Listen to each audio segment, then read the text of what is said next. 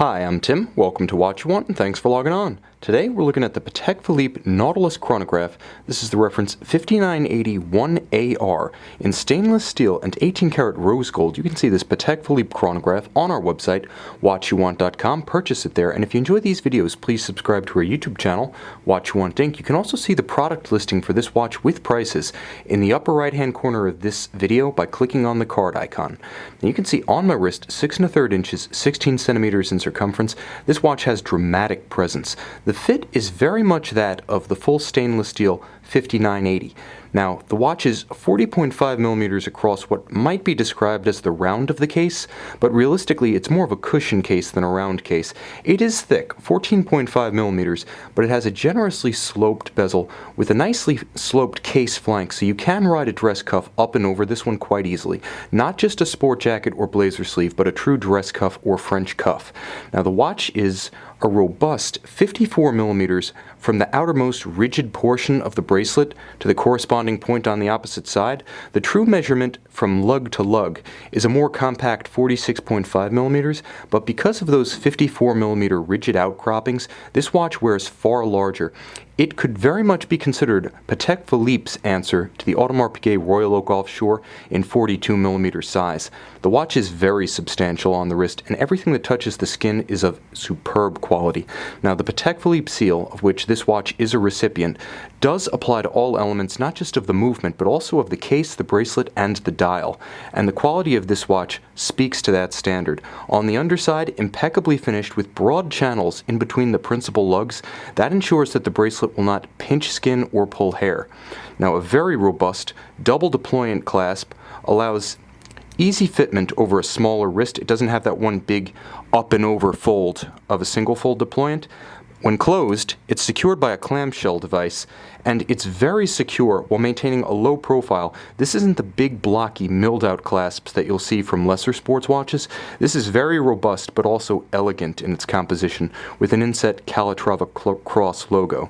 Now, the watch does feature a dial that's just a bit of a departure from Nautilus norm. Now, if you're familiar with the original 5980, you know that it featured a number of tones. It featured a gradient blue. It featured a little bit of a grayish tint. It featured white. It featured red accents. This one is a little bit more chromatically pure. A beautiful blue metallic. It's lively. You can see the lateral striations that give this reference its character.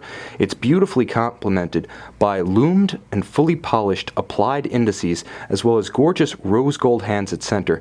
Now, one of the characteristics of the 5980 family is that it does not have a constant seconds indicator, but because of the vertical clutch architecture of the chronograph caliber, Patek Philippe's first in-house automatic winding chronograph caliber, you can run center seconds continuously, such that the chronograph hand can simply be used as a seconds hand to correspond to the minutes and the hour at center. Now, the mono counter is retained from the standard 5980, as well as its 5960 annual calendar cousin, featuring both hours and minutes displayed on a single reference point at 6 o'clock. The watch does feature a date, however, because of its relation to the annual calendar caliber, it's adjusted by the pusher at the case flank and not by the crown.